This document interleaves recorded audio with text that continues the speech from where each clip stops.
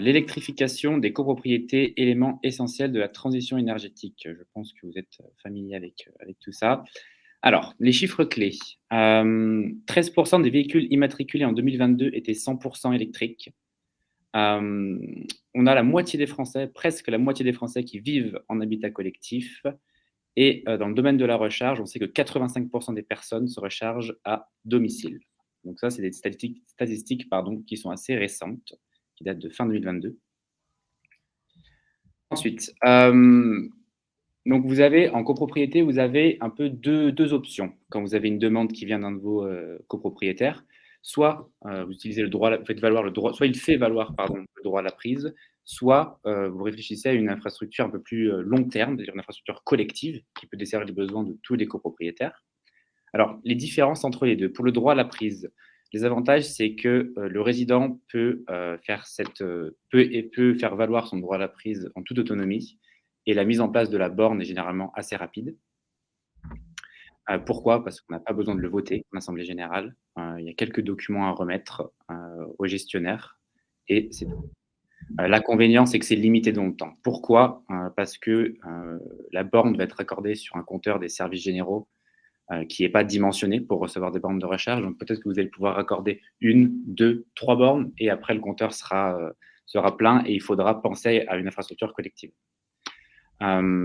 Pour l'infrastructure collective, le gros avantage du système, c'est qu'il est évolutif. C'est que dès le départ, vous allez prévoir les besoins des copropriétaires pour les 10, 20, 30 ans à venir.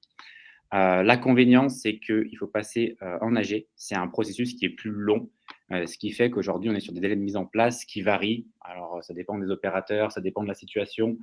Je dirais entre l'AG et entre le début du projet et la mise en service des bornes, on est sur entre, je dirais, 8 mois et 1 an. Ensuite, alors je voulais vous montrer un peu quelques schémas d'infrastructures collectives, notamment 2, qui sont ceux qu'on retrouve le plus en pratique. Le premier, c'est un raccordement classique. C'est celui que peut-être certains d'entre vous connaissent. Vous allez créer un point de livraison dédié, donc vous allez avoir un compteur Linky dédié aux bornes de recharge. Les câbles d'alimentation, les conduits, du chemin de câble, du tube IRL, rien d'extraordinaire, et les armoires électriques. Alors sur le schéma à gauche, vous pouvez voir que on a un point de livraison. Ensuite, vous avez les cases bleues qui sont les armoires électriques. Et depuis ces armoires électriques, vous avez le départ. Donc, dans les armoires, il y a les protections, les disjoncteurs. Et ensuite, vous avez les câbles d'alimentation qui vont jusqu'aux bornes. Donc ça, c'est une solution qui est utilisée par les opérateurs privés. Donc par exemple, les The Plug, Watt, Park and Plug. Et c'est une infrastructure une solution qui convient bien au parking intérieur et au parking extérieur muré. Alors, qu'est-ce que je veux dire par muré? C'est des places de parking en extérieur qui ont un mur sur une partie de la place, généralement sur le fond de la place, ce qui fait que vous pouvez faire courir les câbles en surface et sur le mur et vous n'avez pas besoin de les enfouir. Ensuite, une autre infrastructure qui, elle, est plus récente, qui est celle qui est proposée par Enedis. Alors, qu'est-ce qui se passe ici? Enedis, ils vont faire une extension du réseau public de distribution. Donc, comment ça marche? En gros, ils vont repartir du réseau public et il y a un câble bus, donc c'est un gros câble électrique qui va faire le tour du parking et qui va desservir l'ensemble des places.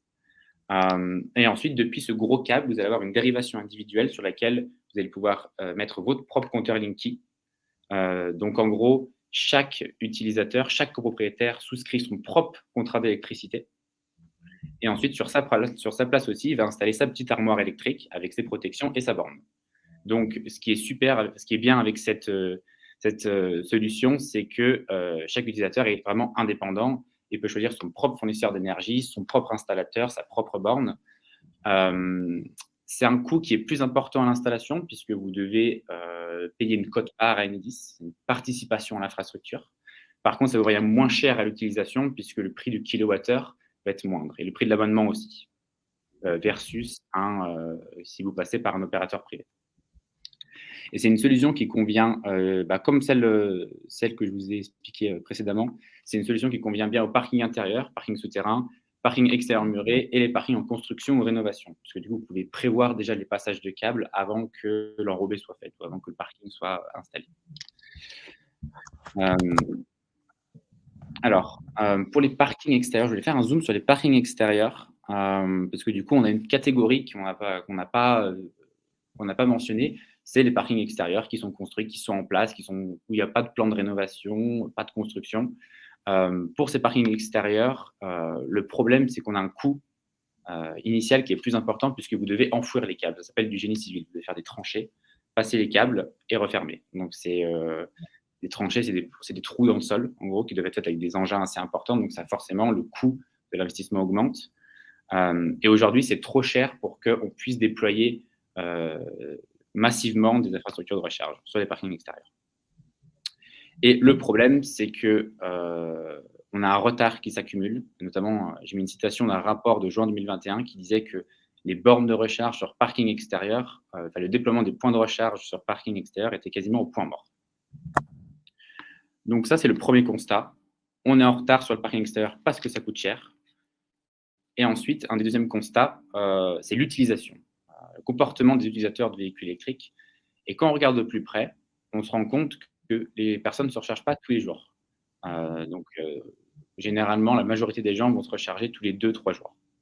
Et en fait, on n'a que 20% des personnes qui vont se recharger tous les jours. Pour vous donner un ordre d'idée des distances parcourues, on est sur environ 42 à 47 km par semaine et un véhicule électrique a environ une autonomie de 290 km. Donc là, on a le problème des parkings extérieurs. On n'a pas de vraie solution pour les parkings extérieurs pour déployer rapidement des bornes de recharge. Et ensuite, on a des utilisateurs qui se rechargent finalement pas tous les jours, mais plutôt tous les 2-3 jours. La solution que nous, on a identifiée, c'est vraiment l'installation de bornes de recharge partagées sur parking extérieur. Alors, pour que ça soit un peu plus concret, vous allez me dire bornes partagées, parking extérieur, ok, comment ça marche? Alors, vous avez un petit cas d'usage. Donc, qu'est-ce qu'on va faire sur ce parking extérieur? On va créer une station de recharge. Une station de recharge peut avoir un ou plusieurs emplacements. Mais ce qui est important, c'est que ces emplacements vont être dédiés à la recharge des véhicules électriques. L'installation est financée à 100%, donc pas de frais à avancer pour la copropriété. Concrètement, on va venir installer des bornes entre deux places, pardon. Donc, on va les monter sur poteaux, c'est ce que vous voyez sur la photo. Derrière le Dacia, le véhicule gris, vous avez un poteau et sur ce poteau, vous avez une borne avec 2 points de charge. Nous, on fait un peu différemment, on met 2 bornes sur un poteau. Mais c'est pareil, vous avez un point de charge, donc une prise sur laquelle vous pouvez venir rebrancher par place. En moyenne, pour une borne partagée, on estime qu'il y a 5 utilisateurs par point de charge. Pour l'utilisation et pour la garantie de pouvoir se recharger, vous pouvez réserver des créneaux via une application. Et via cette application, on peut aussi lancer et arrêter les charges. Alors, si vous avez des copropriétaires ou des utilisateurs qui ne sont pas forcément très tech, si je peux le dire comme ça, on peut éventuellement leur fournir un badge. Un badge, c'est plus simple. Vous badgez pour lancer une charge et vous badgez pour arrêter la charge et débrancher votre véhicule.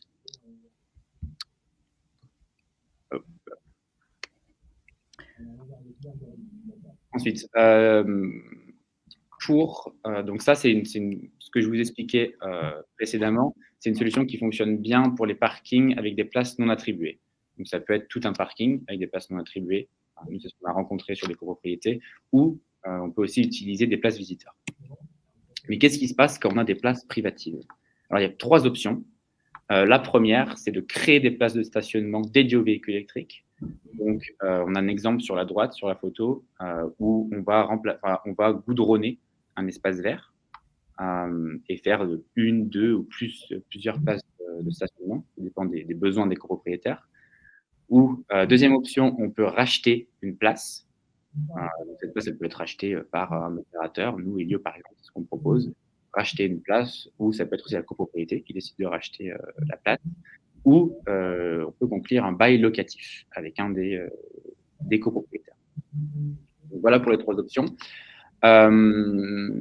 Donc, il y a un service client qui est mis à disposition des utilisateurs. Et pourquoi on souligne ici? C'est parce que tout ce qui est lié aux bornes de recharge, ça doit être géré par quelqu'un qui a la main sur les bornes de recharge. Et donc, c'est important pour nous que le gestionnaire ne soit pas embêté avec ces questions, que ce soit sur des problèmes techniques ou sur l'usage de la borne. Par exemple, on peut avoir des conflits d'usage et nous, on considère que c'est plus à Elio de régler ces problèmes puisque c'est lié aux bornes plutôt qu'au gestionnaire. Et enfin, pour les utilisateurs, ils payent un abonnement mensuel au mois et la consommation réelle en kilowattheure. Pour vous donner un ordre d'idée à peu près du coût, on est sur entre 40 et 60 euros TTC par mois pour 1000 kg. C'est tout pour moi. Oui, alors il y a eu pas mal de questions différentes, je vais les reprendre un petit peu dans l'ordre. Et j'ai pas voulu t'interrompre parce que tu étais bien lancé. Alors déjà, il y a plusieurs personnes qui ont parlé un petit peu de la proposition Enedis, peut-être qu'on peut revenir là-dessus, parce que historiquement, il y a déjà des offres de pas mal d'opérateurs privés qui ont fait des propositions avec prise en charge d'un coût d'infrastructure collective et ensuite de la mise en place de bornes progressivement pour pas mal d'opérateurs. Je pense que les noms sont assez connus. Et plus récemment, a priori, l'État semble avoir convenu avec Enedis de pouvoir proposer quelque chose à toutes les copropriétés de gratuit, en tout cas sur une partie collective. Est-ce que tu peux peut-être revenir juste sur ce modèle et le réexpliquer? Parce que tu as dit aussi que c'était probablement assez coûteux en termes d'installation et moins coûteux sur la partie énergie. Donc peut-être réexpliquer cette partie-là. On avait quelqu'un notamment qui était pas tout à fait d'accord sur les coûts. Donc peut-être juste revenir là-dessus. Ok. Et est-ce que tu peux peut-être préciser, c'est-à-dire la personne n'était pas d'accord sur les coûts? De dire que le coût de l'abonnement et de l'énergie serait moins cher avec la solution Enedis une fois l'installation réalisée. Ok, intéressant.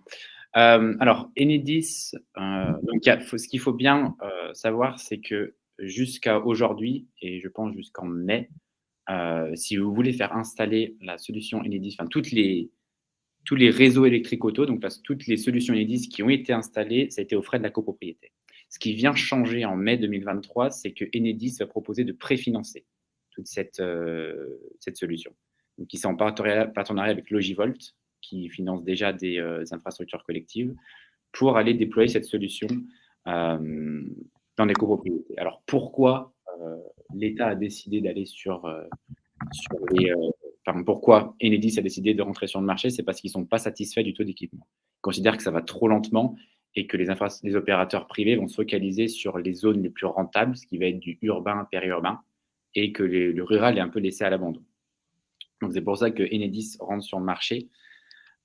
Pour ce qui est du fonctionnement, c'est des conventions de 20 ans. On a signé une convention de 20 ans avec Enedis. Et je crois que c'est au bout des 20 ans, je ne suis pas sûr, excusez-moi, mais soit c'est au bout des 20 ans ou au bout d'un certain nombre de raccordements que Enedis s'est remboursé et du coup, la propriété est transférée à la copropriété.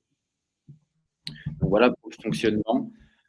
Pour les coûts, alors, pour vous donner un ordre d'idée, si vous êtes sur un parking intérieur, la quote-part, donc la participation à l'infrastructure, ça va être entre 200 et 300 euros. Acheter, aide à devenir déduite, donc hors taxe, aide à devenir déduite.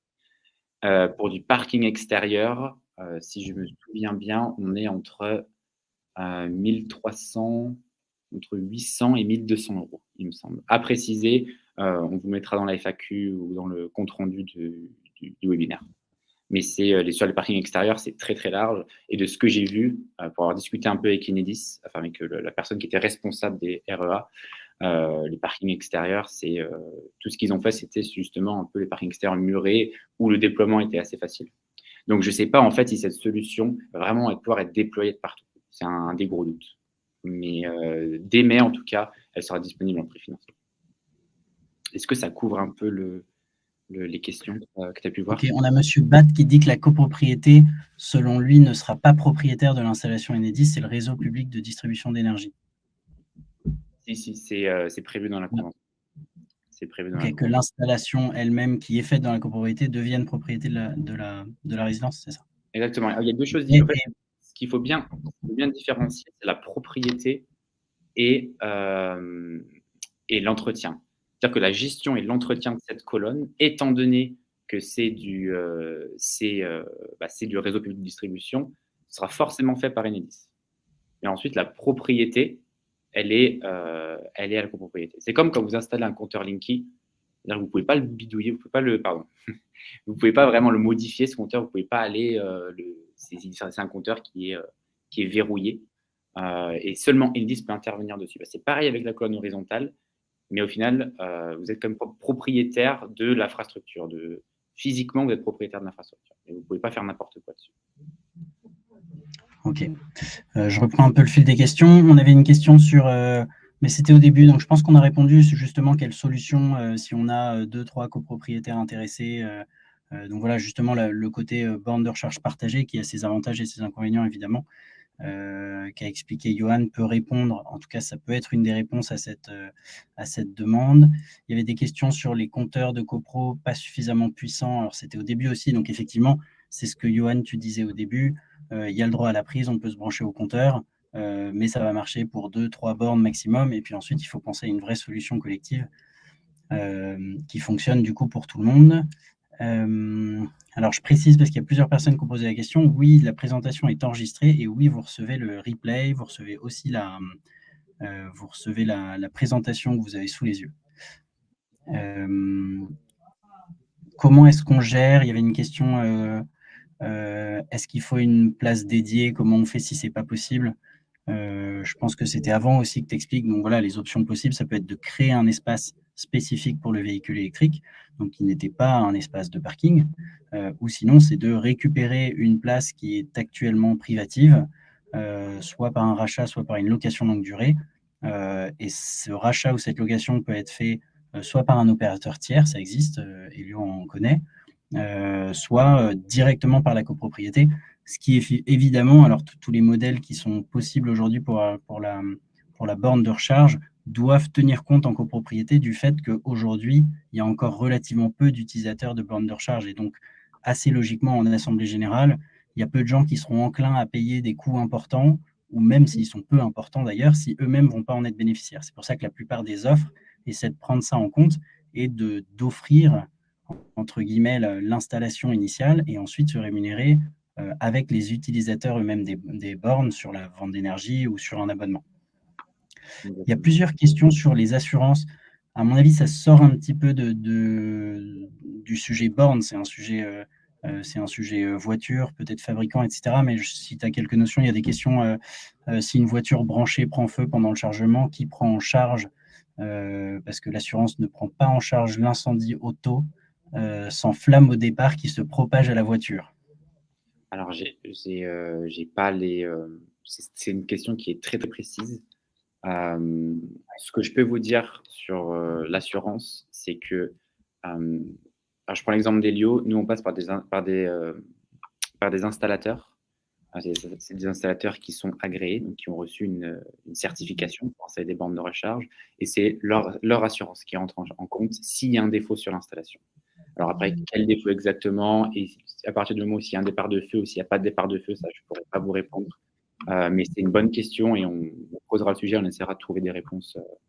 Oui, on va le reprendre dans la FAQ et redonner un petit peu de précision là-dessus. Alors, comment facturer la consommation électrique, sachant qu'il est interdit de revendre de l'électricité en France? Oui. Ouais. C'est une très bonne question. Alors, il y a la façon dont laquelle la plupart des opérateurs bypassent ce problème, c'est en vendant un service. Donc, vous vendez un service complet qui inclut la refacturation des charges, des consommations, l'entretien, la gestion de l'infrastructure. Donc, vous vendez ça dans un package global et ça vous permet de vous affranchir de l'interdiction de revendre de l'électricité. Oui, quelque part, c'est vendre des kilomètres parcourus plutôt que des kilowattheures. Ok, après, il y a pas mal de questions qui rentrent un petit peu dans du détail. Il y a une question, donc on va peut-être en reprendre une ou deux. Qui refacture? Ça, c'est une des questions qui logiquement revient assez vite. Mais je pense que je peux répondre, c'est l'opérateur. Donc, en fait, ça dépend de quelle offre vous choisissez. Si vous avez choisi l'offre Enedis, que vous avez fait ensuite votre propre compteur, vraisemblablement, tu m'arrêtes si je dis une bêtise, Johan, mais vous prenez votre propre abonnement avec votre propre fournisseur, donc c'est votre fournisseur d'énergie pour votre borne qui vous facture. Quand il y a un opérateur, comme pour une borne partagée par exemple, ce que Helio est capable de proposer, puisqu'il y a quelqu'un qui demande quel est le rôle d'Helio dans ce dossier. Donc sur des bornes partagées, on est capable d'être opérateur. À ce moment-là, c'est refacturé par l'opérateur selon le contrat qui individuellement est passé avec chacun des utilisateurs. Exactement. C'est ça, très bien. Ok, très bien. Je pense que ça fait un petit peu le tour. Alors, il y a encore d'autres questions qui arrivent, mais on va les... Alors, allez, j'en prends une dernière parce qu'effectivement, on n'en a pas trop parlé. Pour des bornes extérieures, qui fait les travaux de génie civil? Peut-être qu'on peut revenir sur ce petit point-là. Oui, bien sûr. Alors, nous, on passe par des installateurs de bornes de recharge qui, eux, ont des contacts via des entreprises de BTP. Et donc, du coup, alors, nous, on ne passe pas par des entreprises de BTP pour l'instant. Donc, c'est de la sous-traitance. Donc, c'est des entreprises de travaux publics, comme vous pouvez le voir. Qui connaissent bien ces sujets-là. Et peut-être que la question sous-jacente, c'est qui s'en occupe et qui le finance. Et ça fait partie, en tout cas chez Helio, de l'offre complète. C'est-à-dire qu'on va consulter des entreprises pour cette partie-là et on va financer le coût de l'installation. De façon à répondre justement à ce que je disais tout à l'heure, c'est que il faut pouvoir proposer quelque chose qui initialement est gratuit, ou non pas gratuit, mais en tout cas pris en charge, et que ce soit les vrais utilisateurs qui ensuite financent progressivement sur plusieurs années le coût à l'opérateur, puisque les non-utilisateurs de bornes de recharge ne vont pas forcément vouloir le faire. D'ailleurs, la solution Enedis, donc la solution un peu mise en avant avec Enedis par l'État pour pallier à ce problème, c'est une solution de ce type-là. Bon, très bien. Alors, évidemment, on répondra à toutes les autres questions dans le chat. Merci à tous d'être venus. On peut peut-être juste aller sur la slide suivante. Prochain webinaire, le 1er juin 2023. J'en avais parlé, je crois, au webinaire précédent et il y avait pas mal de personnes intéressées par ça. On va revenir sur la rénovation globale des copropriétés. On va faire un focus sur l'ingénierie financière, plan de financement, etc., avec un ou deux cas concrets pour essayer de vraiment bien expliquer cette partie-là, les différentes aides dans une rénovation globale, à quel moment et comment elles sont mobilisées, et le travail que fait l'assistant à maîtrise d'ouvrage là-dessus. Donc, on aura des cas concrets. Donc, n'hésitez pas à vous inscrire. Et je pense qu'il y a une dernière slide, simplement, si vous avez une demande particulière, il y a l'adresse mail de Johan. Voilà. Merci beaucoup, en tout cas, à tous. Merci, Johan. Et puis, on renvoie rapidement le replay, les slides, ainsi qu'une petite FAQ avec toutes vos questions auxquelles on n'a pas encore eu le temps de répondre. Merci à tous. Merci à tous. Au revoir.